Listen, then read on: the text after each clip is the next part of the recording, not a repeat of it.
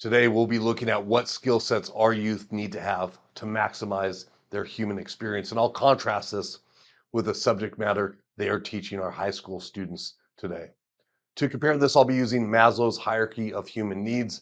It's a framework that will provide some structure to this conversation. There's some other frameworks out there, but I think Maslow does a good job in highlighting what we as humans, all of us need to maximize our human experience. And it starts with our basic physiological needs. Be able to afford food, water, have the basic needs met so we can survive. It also involves second, security needs, shelter, things that will make us feel secure and safe. Protect us in the past, it was protect us from wild animals. It could be protecting just from our general safety and security needs standpoint today. Third, we need to have our esteem needs met.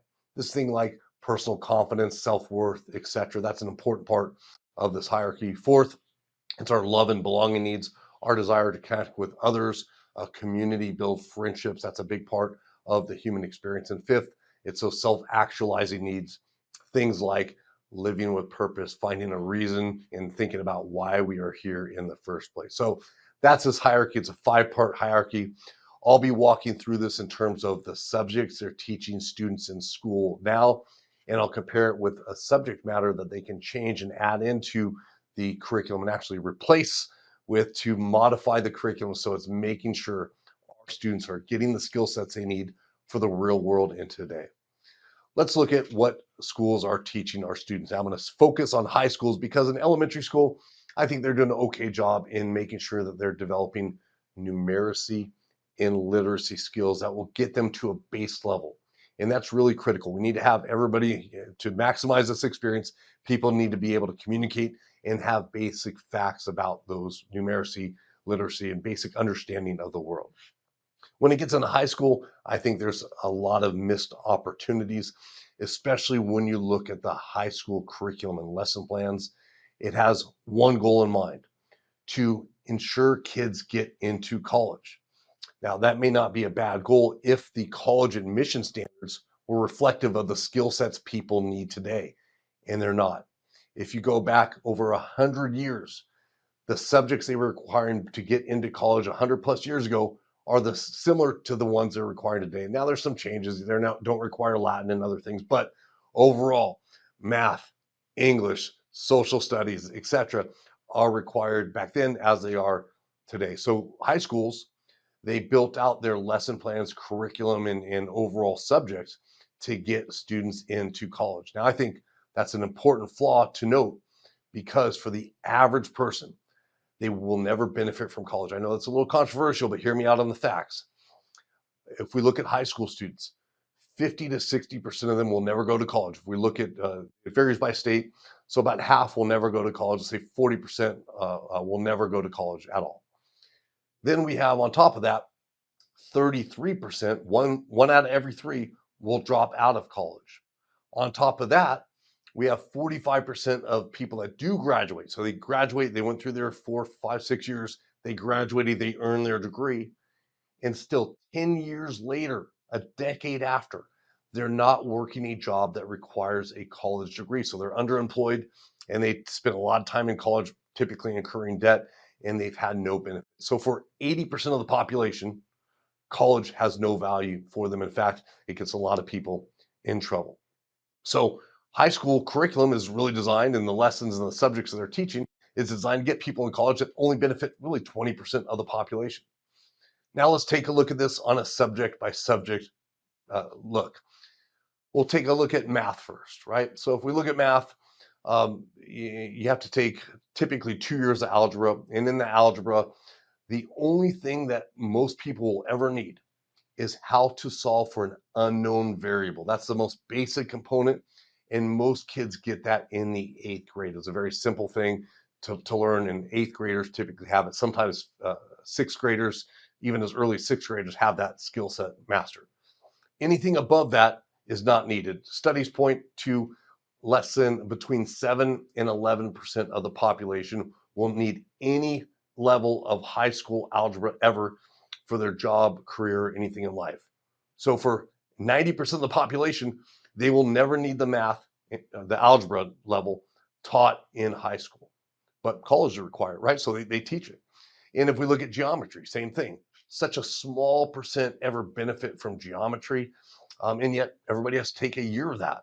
So again, for those people that are architects or things, they may need that, but for the vast majority of people, they will never need that. It benefits less than 5% of people, and it's even much lower than that. So for those, let's be very conservative with math, for those less than 10% of people that will never get a job that requires any math, algebra, geometry, whatever, it's a complete waste of their time because it does not relate at all to the human experience. It's not going to help them pay their bills for their rent. It's not going to help them buy food. It doesn't help them feel better about themselves. In fact, math is one of the highest stress factors in school, makes people feel very dumb for a lot of people. So it actually takes people away from that human experience and helps. It does not do anything toward the core human needs we as humans have. Let's move on to science. Same thing there. I took biology, life science, chemistry. Kids there taking the same things. And who does that benefit? Less than 5% of people that are scientists or in that space that would ever need that. So there's such limited benefit there. And if you have an interest or if you get into that profession, wonderful, it's needed. But again, for 95% of people in the class, it's a complete waste of time. If we look at English, now the first 2 years of English I think are very important because the skill sets apply to many areas. We have reading, composition, writing, research. Those are all kind of the core things, and I think that is important. And I think it has a direct relationship to human core needs. If we look at things like love and belonging needs, we need to be able to communicate effectively, right? That's a key thing of any relationship. I think it's important there. If we look at our physiological and safety and security needs, it's an important part. We need to be able to communicate to get a professional job, handle clients in a professional way, do customer service. So I think those are core skill sets to have. Now, the last 2 years of English, absolutely not. It's literature, U.S. literature, then either world literature or British literature. A complete waste of time for 98% of the students. Nobody cares about Shakespeare. If you're into it, fine, go read it on your personal time. Don't waste time on subjects that benefit such a small percent of students in favor of something that would benefit 100% of students. If we look at foreign language, major problem there. After 2 years of a foreign language, it does nothing for you. It will not benefit you at all in the job market. Nobody's going to hire a bilingual person that has 2 years of Spanish or whatever language. You need 4 years of a foreign language plus.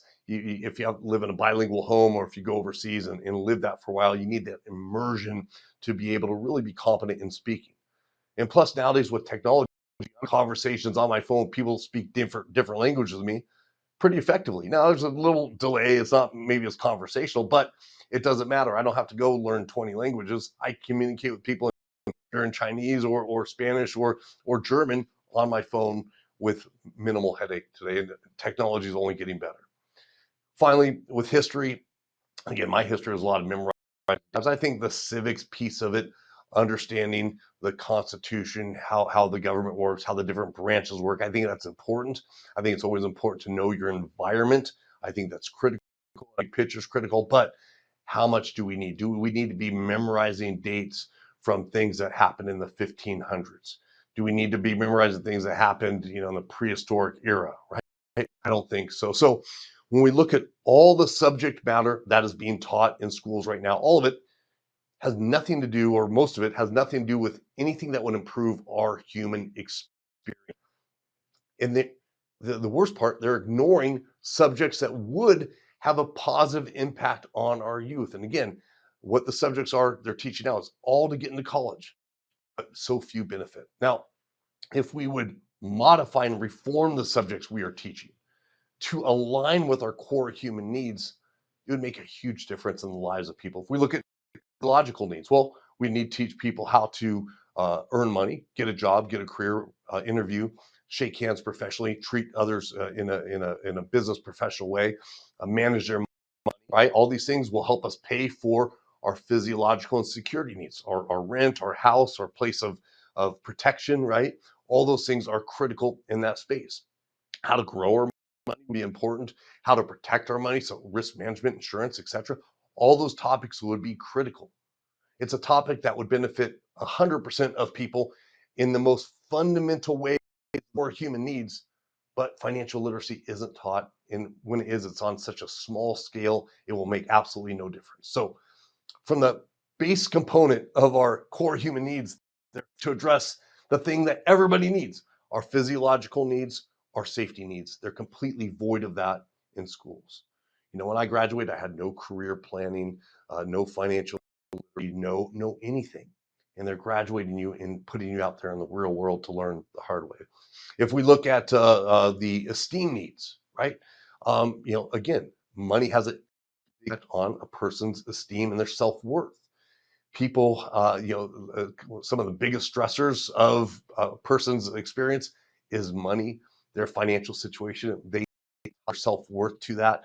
There's a lot of people I've met that feel very embarrassed, shame, and they feel like they're a loser because their money isn't managed right? They're not in good financial situation. They can't take care of it. They can't do things. They feel bad.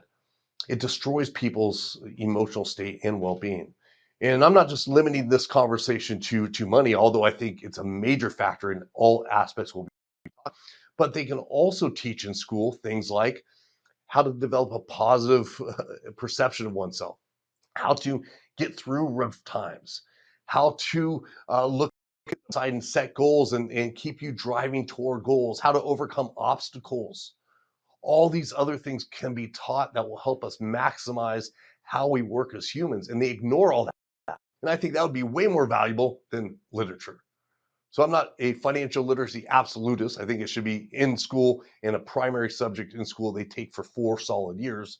But I also think other skill sets they can benefit from. Let's look at love and belonging needs, right?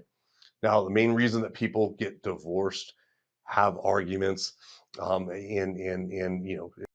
out on times with friends and family and things like that is due to money. Maybe somebody's getting married and they can't fly to that location to see them married. Or maybe they get home from work after a hard day, then they start fighting that. They see Amazon packaged at the door, they're fighting over money.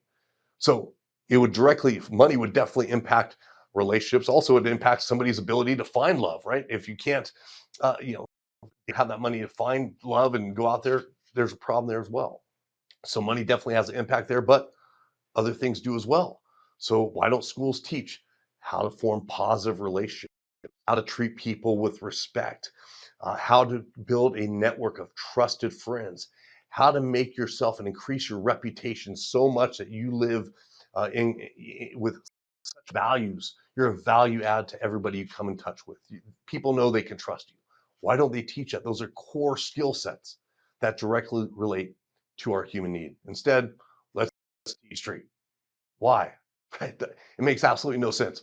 And lastly, our self-actualization needs. Again, if you don't have your lower levels handled, which is highly involved with money, um, mindset, how you perceive yourself and your confidence, you'll never get to the self-actualizing level where you're thinking, what's my purpose in life? How can I contribute? How can I leave a legacy? How can I create something for others that will benefit the world, right? And those self-actualizing needs are completely void in high school is a very important developmental time. If we look at it, I mean, they're going from kids to young men and young women. They're going through puberty. They have a lot of questions, and they're giving them purpose. That should be a core thing of school to help them find their purpose in high school. And yet these kids are feeling aimless. They're feeling lost. Nobody's seeing the questions that are popping into their head. Think back when you're in high school. You're like, what's this life thing about? Why am I doing, what's this thing? What should I be doing? There's so many questions. People are so confused in school. Helping them live and find their purpose would be key. That could be partial career planning, thinking about what they want to do, how they want to live their lifestyle, what they want to do in life, bigger picture things that a lot of people put off. And they're failing to do so. Instead, we'll cram 2 years of foreign language that will make absolutely no difference in their lives. So schools are absolutely failing on the wall. They're teaching to get them into college, and these college standards are completely outdated.